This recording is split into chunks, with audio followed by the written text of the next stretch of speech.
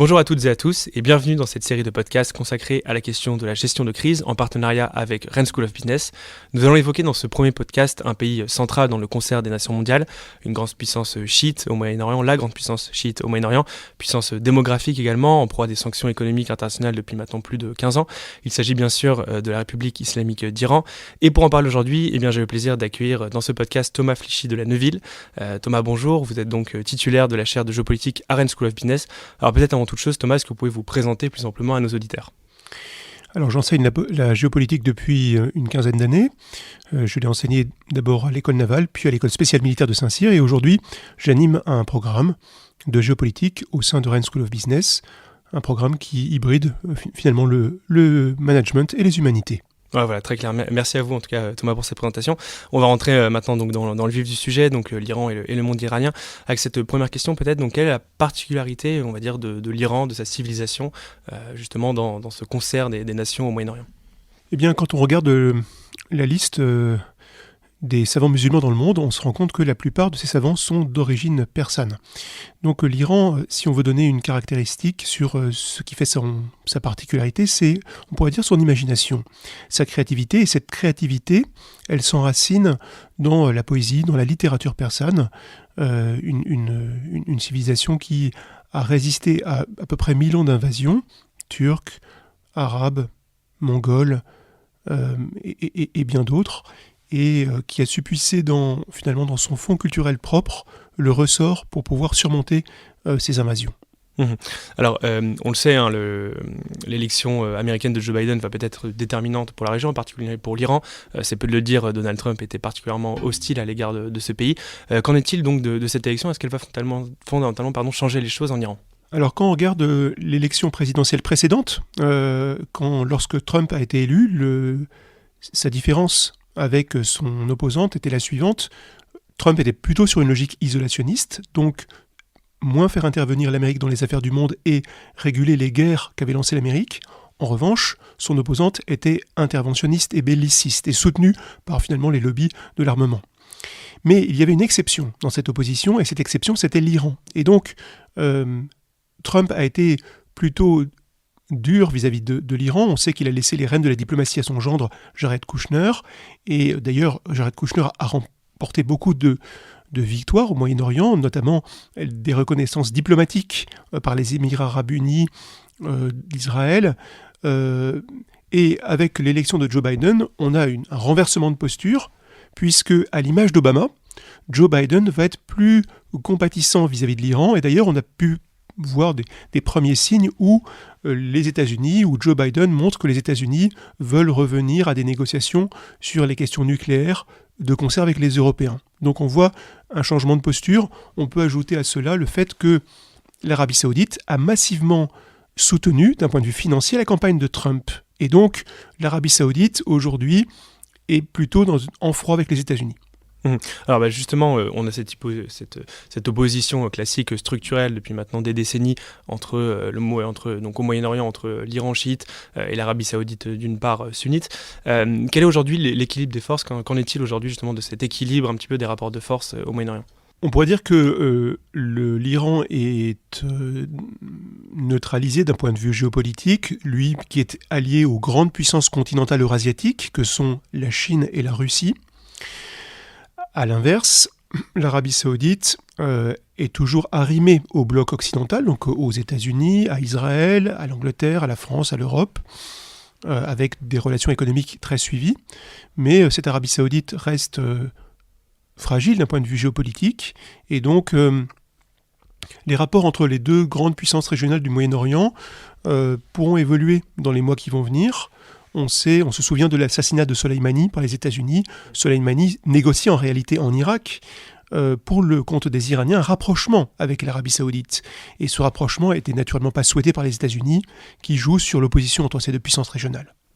Un autre sujet que j'avais évoqué aussi en introduction, l'Iran est sous le coup de sanctions internationales très dures qui mettent à mal son économie. Pourquoi finalement ces négociations avec l'Iran sont-elles si longues et si tortueuses depuis maintenant toutes ces années ?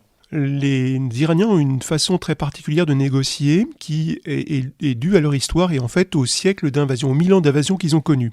Ces 1000 ans d'invasion ont fait que les élites persanes étaient obligées constamment de négocier elles-mêmes avec un pouvoir souverain qui n'était pas persan, qui a pu être arabe, turc, mongol ou autre. Et donc elles ont dû mettre au point des procédés de négociation extrêmement sophistiqués afin d'assurer leur survie politique. Et il en résulte que la mesure du temps, le rôle des cadeaux, les circonvolutions diplomatiques sont quelques traits culturels qui marquent la façon de négocier des Iraniens et qui nous sont un petit peu étrangères, surtout lorsque nous avons rompu avec notre propre histoire et avec notre propre culture. Et alors, justement, au sujet de ces sanctions, qu'en est-il aujourd'hui ? On le sait, ces sanctions donc, qui ont trait effectivement au programme nucléaire que l'Iran a mis en place au début des années 2000.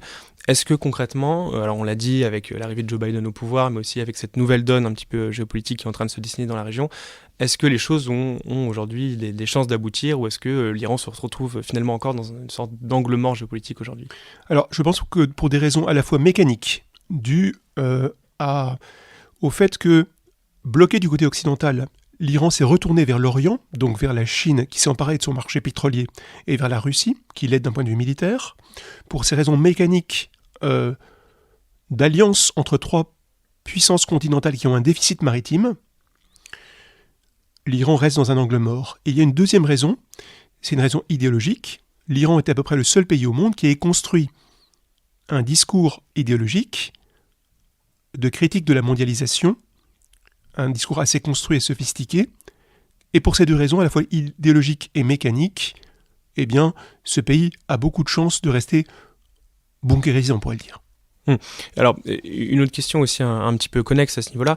Malgré tout, vous l'avez dit, l'Iran reste une nation au Moyen-Orient, mais pas que, extrêmement importante dans le concert des nations, extrêmement influente aussi. Quels sont finalement les ressorts de cette puissance iranienne ? Alors on le sait, c'est une puissance d'abord démographique de 80 millions d'habitants environ, il me semble, mais finalement, ça ne suffit pas. Qu'est-ce qui concrètement aujourd'hui fait le rayonnement de l'Iran à travers le monde ?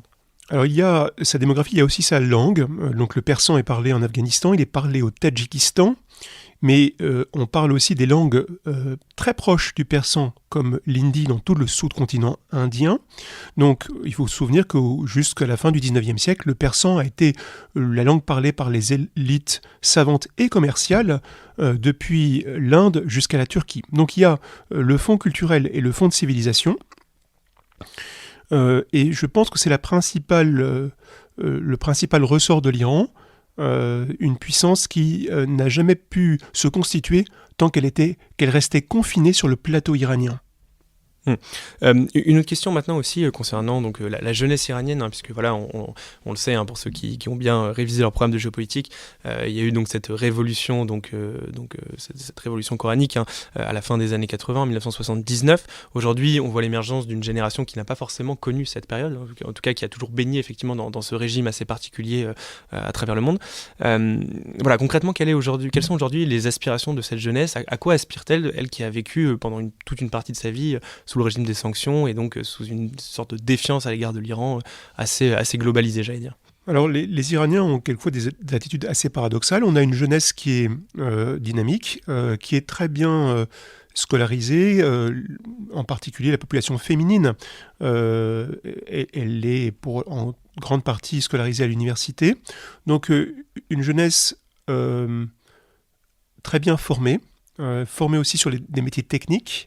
Donc qui fait de l'Iran un bon réservoir de manœuvres et d'ouvriers spécialisés, de techniciens. Et cette jeunesse, elle aspire à l'ouverture, elle aspire au voyage, elle aspire à faire des études ailleurs, en France, en Corée du Sud, au pays avec lequel l'Iran a beaucoup de relations. Mais elle est d'ailleurs très à l'écoute de ce qui se passe dans le monde, très connectée avec leurs téléphones qui viennent importer clandestinement à travers le golfe Persique. Mais elle souhaite à la fois la modernité, la connexion, l'ouverture, et en même temps la perpétuation de ses traditions historiques et religieuses. Donc ils veulent à la fois l'identité et l'ouverture. Alors c'est tout le paradoxe justement que vous venez de pointer. Comment cette singularité iranienne va-t-elle donc se résoudre à terme dans cette modernité qui semble assez incompatible aujourd'hui avec certaines valeurs en tout cas prônées par la vieille garde iranienne? Il ne semble pas que l'identité iranienne soit amenée à se dissoudre, à disparaître avec la mondialisation. D'ailleurs, on voit peut-être un petit peu l'inverse. La mondialisation, la fermeture des frontières, la numérisation du monde a eu pour conséquence de radicaliser les cultures, de nous enfermer dans des bulles où nous correspondons souvent avec des semblables. Donc la jeunesse iranienne, elle va perpétuer son identité et en même temps, elle va voyager. En tout cas, elle le fait déjà en esprit, en contournant les sanctions imposées par le gouvernement sur Internet et en étant présente sur les réseaux sociaux. Oui, voilà, essentiellement. Une question maintenant d'un tout autre ordre, pardon. Quelles sont donc les relations qu'entretiennent aujourd'hui l'Iran avec notre pays, la France? Voilà, on le sait, la France s'est pas toujours positionnée clairement vis-à-vis de l'Iran, et notamment vis-à-vis de ce conflit qui dure maintenant avec les États-Unis. Concrètement, quid aujourd'hui des relations entre l'Iran et la France? Alors, il y a eu, en fait, du côté français, deux attitudes très différentes. D'abord, au début, pendant la révolution islamique et dans les décennies qui ont suivi, il y a eu une coopération entre la France et la République islamique d'Iran, avec une présence industrielle de Total, par exemple, ou bien Renault, Peugeot. Tous les grands groupes industriels étaient bien conscients de l'importance du marché iranien, et donc on conservait des sièges sur place et on fait des affaires avec l'Iran. Et d'ailleurs, cette présence économique s'inscrivait dans une relation très ancienne entre la France et la Perse, puisque, à la cour de Louis XIV, on considérait que la Perse était une autre France, une France de l'Orient. Et d'ailleurs, il y a une fascination pour l'Iran au XVIIIe siècle qui fait figure d'espace de très haute civilisation, à l'instar de l'Italie ou de la Chine. Et puis après, à partir du début de la présidence de Nicolas Sarkozy, il y a eu une politique beaucoup plus dure de la France vis-à-vis de l'Iran, une sorte de renversement de posture avec les États-Unis qui, au moment où les États-Unis ouvraient au contraire sur l'Iran, la France était une position idéologique dure. Donc une relation très particulière. Il nous reste un capital culturel en Iran, puisque les Français ont investi en Iran sur les fouilles archéologiques au moment où les Anglais se précipitaient sur le pétrole iranien, où les Belges acquéraient le monopole du tabac. Donc la France reste associée à l'image de la culture, mais on peut dire que son image s'est beaucoup détériorée au cours des dernières décennies. Alors justement, vous parliez de l'ensemble des entreprises françaises qui étaient implantées. Effectivement, l'Iran, on l'a dit, de par sa puissance et sa démographie, est un marché intéressant pour tout type d'entreprise. Néanmoins, évidemment, cette économie iranienne s'est retrouvée asphyxiée depuis de nombreuses années maintenant par les sanctions. Quel est l'état aujourd'hui, de manière très concrète, de l'économie iranienne? Cette économie s'est effondrée sous le coup des sanctions. Du fait aussi que les avoirs financiers iraniens n'ont jamais été bloqués. L'économie, elle est tenue aujourd'hui par les gardiens de la révolution islamique, qu'on appelle les pasdarans, qui contrôlent les importations de biens par le biais de ports clandestins, où transitent 40% de l'économie iranienne. Et puis, ces pasdarans s'appuient sur des bonyades, qui sont des fondations religieuses, afin de tenir le régime. Donc, on a eu une élite qui est née de la Révolution, qui était au départ une élite militaire, mais qui aujourd'hui fait des affaires. Il n'y a aucune contradiction en Iran entre ces deux fonctions, contrairement à ce que l'on peut trouver en France. Peut-être une dernière question maintenant d'ordre un peu plus conclusive. Quels sont selon vous les grands enjeux auxquels l'Iran sera confronté dans les peut-être 2, 3, 4 années à venir? Eh bien certainement, ils vont être confrontés à la nécessité d'un changement de gouvernance.